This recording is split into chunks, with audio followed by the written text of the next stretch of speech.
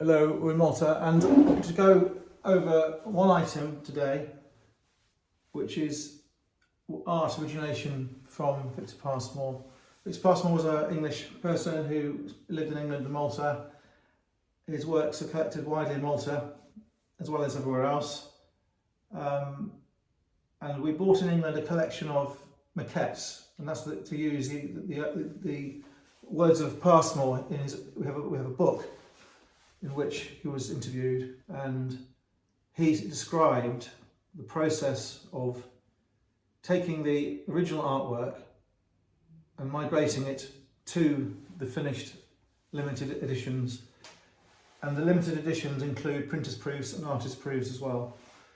So it's not my words, it is the words of Pasmore. The book's over there. It says we have maquettes to transfer the image. And these maquettes are small, they're photographs. This one isn't stamped John Pasmore. It's possibly taken by John Pasmore, the son of Victor Pasmore. Could have been taken by Pasmore himself, they're probably not. Could have been taken by his printers, and there are a multitude of other characters and a variety of printers' workshops. And it's not only the printers' workshops, there are workshops to make the etching plates. So there's a lot more going into the printmaking than you would first think. So there are maquettes. I call them master copies. You could call them origination if you wanted to. So after the original artwork, which may be huge or might not be huge, a photograph is taken, and this allows the printer to copy a version of the original, and there would probably have been several photographs, and they would have been played with in varying ways, so they could select the best one. I don't know anyone who's got any maquettes other than myself, and I think that they were thrown away, but we have got these for 17 of his works, and we only have one for each item. So this is the sort of thing we're talking about. I'm only going to do one today. It's a photograph, evidently an old photograph, which came in mounted on a card and protected by tissue paper or tracing paper. And this little parcel has all of the information about what they were trying to achieve. There is actually on the cover a tracing of the image.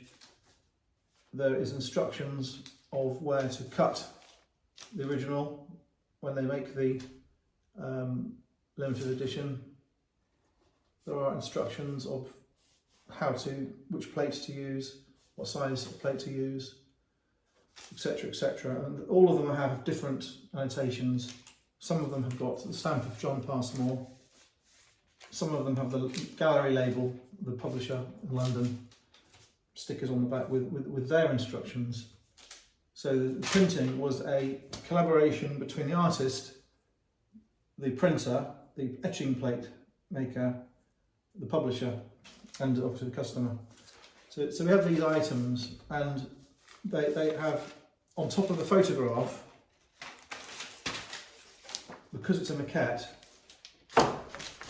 they have changed the image to make it suitable for a print. So what they've done on this one, for example, is they've whitened the background of the blob so that when they come to print it, there's no confusion or blurring. And on some of the other ones we have, you'll find they have added new items within the plate and outside the plate. You'll find some of them where there is text, poems, added outside the plate, though it's in the limited edition, it's outside the original artwork. You'll find that he has not signed this photograph, sorry, this original artwork, which has been photographed, isn't signed. And you'll find when you buy a limited edition from him, the VP has been added back to front by the printer into the etching plate. So it wasn't on the original, but it's on the etching plate. So it's on the limited editions. There'll be a back to front VP. Sometimes they're not, and often there will be a VP underneath it in pencil. So these have a sheen, a shiny photographic sheen, and they have a dull sheen where the hand painting is done. When he was in Malta, he would be getting sent these from Italy and London, and he would be remarking on them and augmenting them and changing them, and these would go backwards and forwards in a shuttle until Pasmore signed them off. But it's my suspicion that he wasn't fussy about them, because I think he had faith in the printers in London and they were of like mind and knew what each other wanted. So I don't think that there was a lot of faffing about. Some of the limited editions have two colours, and some of them have different colours on the additional added parts, and sometimes the colour of the artwork itself has changed. So you've got to understand there's a migration and slight changes. Some of them are not changed at all, or much at all. Some of them are greatly changed. So I've discussed this one. It's because it is a verified archival Pasmore item from a collection, and it is unique, and it is, you could say it's an original artwork in a way, legally.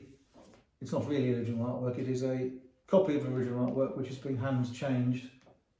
It is origination for printing, it is the master copy. So if you go on the internet, look at these, the master copy, the limited editions are faithful copies of the maquettes. They are not copied directly from the original artwork. So I hope that it makes sense. I know it's a bit of slightly confusing, but they come in these little pouches, and they're very interesting. And this is probably 1975, so it has some age to it. I think if you're a fan and you have prints only, and you can't afford or don't want to afford to buy an original, this is sort of in the middle, it's a sort of intermediate grade of product, and I think that will display very well in a frame. This one has no annotations on the back of the photograph, so it can go on a mount. Many of them have got these labels I was talking about and remarks on the back, and they would need to go in a double-sided frame. So it's not a simple matter to frame these. Thanks for having a look.